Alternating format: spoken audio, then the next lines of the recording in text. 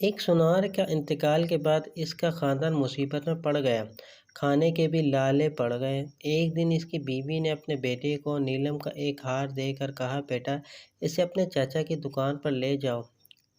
کہا یہ بیچ کر کچھ پیسے دے دے گا۔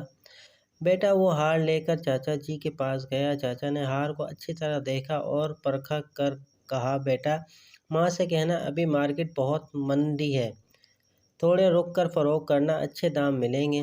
اسے تھوڑے سے پیسے بھی دے کر کہا کہ تم کل سے دکان پر آ کر بیٹھنا۔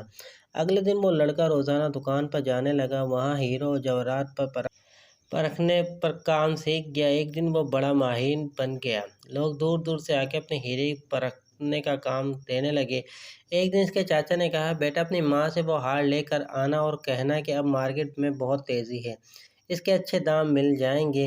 ماں سے ہار لے کر اس نے پرکھا تو پایا کہ وہ جعلی تھا۔ اسے گھر پر ہی چھوڑ کر دکان پر لوٹ آیا۔ چاچا نے پوچھا، ہار نہیں لائے؟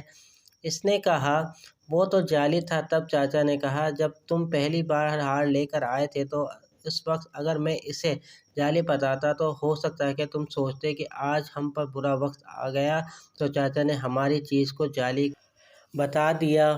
ہو سکتا ہے کہ تم سوچتے کہ آج ہم پر برا وقت آیا تو چاچا ہماری چیز کو بھی جعلی بتانے لگے۔ آج جب تم خود علم والے ہو گئے ہو تو پتہ چل گیا کہ ہار نکلی ہے۔ سچ یہ ہے کہ علم کے بغیر اس دنیا میں ہم جو بھی سوچتے، دیکھتے اور جانتے ہیں سب غلط ہے۔ ایسے ہی غلط فہمی کا شکار ہو کر رشتے بگڑتے ہیں۔ ذرا سی رنجش پر نہ چھوڑیں کسی اپنے کا دامن، زندگی گزر جاتی ہے اپنوں کو اپنا بنانے میں۔